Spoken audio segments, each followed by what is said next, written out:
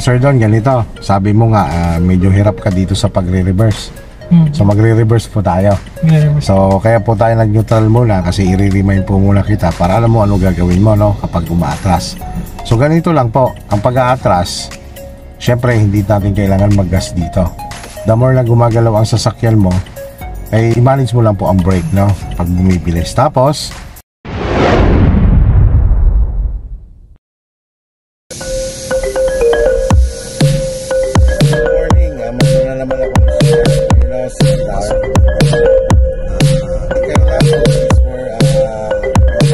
nandito na naman ako sa Talisay. Nandito na naman tayo sa yan, dito po sa mga side mirror mo, left and right, nakatulong mo habang umaatras ka. So kailangan ang goal mo dyan, Sir Don, kailangan kita nyo po yung space nyo, no, para siguro at least mga isang dangkal o dalawang dangkal. Ganon din sa kabila. So kailangan ma-maintain nyo po yan. So paano nyo po ma-maintain yan? Kailangan, halimbawa po, pag umaatras po kayo, wag ko kayo malilito ha. Kapag umaatras po kayo, sobrang maluwag ho ang kanan mo. At dadalhin nyo po nyo ang sasakyan nyo sa kanan. Kanan po rin ang kapig. Sige, atras po tayo. Tingin lang, no, left and right. Safe naman sa likod. Safe naman sa likod. Sige, go na tayo. So, kontrolado mo lang talaga ang iyong sasakyan. So, yun nga magiging goal mo dyan. Tingnan mo lang yung spacing mo. Side mirror lang ang tingnan mo dyan. Pag dumidikit ka sa kaliwa, dalhin mo sa kanan ng bahagya. Bitaw-bitaw lang sa brake yan. Tapos kaliwat kanan ang tingin. Yan, tumapaling ang liig. Yan, di ba? Yun yung gusto mo aralin, di ba? Talagang saktuhan. Yan, katulad yan, Sir Don, mo. Diba, sobrang laki ng iyong mo. Tapos ngayon, ganito. Yung manubela mo, normal mo, yan. Bigyan mo siya ng 1/4 sa kanan. 1/4. Ito sabi ko sa iyo kanina. Yan, 1/4. Sige, tingnan mo ha. Atras ikaw. Tingnan mo, pakiramdam mo, pumupunta na siya sa kanan, ano? Yan. Sige lang. Sige lang. Ngayon, bumuka na yung kaliwa mo. Bumuka na, no? So, kung hahayaan mo yan na nakaganyan lang manubela mo, may possible na mag-o-over ka dito. Tatama ka rin dito sa kabila. Tama? So, dapat, i-normal mo muna manubela mo. Normal mo. Sige, atras uli. Yan. So, sa posisyon mong yan, saan ka naman pumupunta? Di ba? Pumupunta ka naman sa kanan. Tama?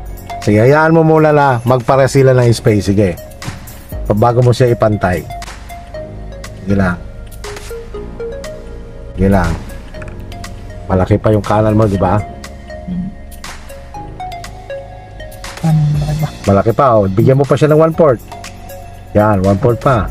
Para doon lumapit pa siya. Nabigyan mo na siya. Sige pa, konti pa, no? Kasi medyo kipot pa dyan yung kaliwa mo. Sige lang. At least mga dalawang dangkal. Yan, mga ganyan. O, diretso mo muna ang gulong mo. Atras.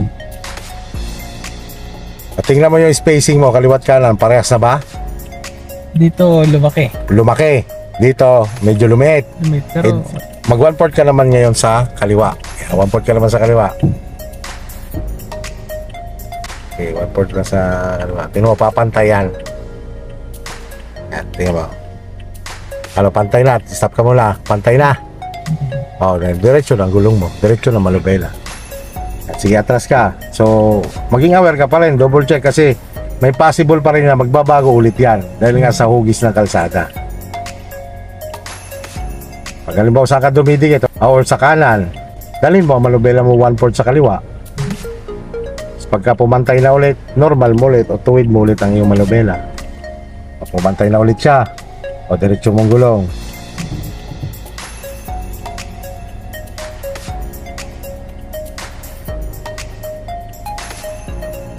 Ganyang pantay na, wag mo nang gagalawin. Yan.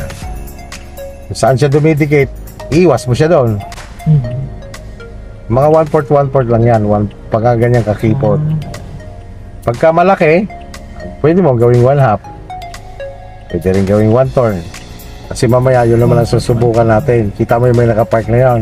Oh, Kung titingnan mo ano, kasya hindi. papasok po tayo doon. Oo, pagkakasyahin natin. Ang reference naman doon, pag tumunog yung tagiliran, Yun yung joke alarm. lang. Pag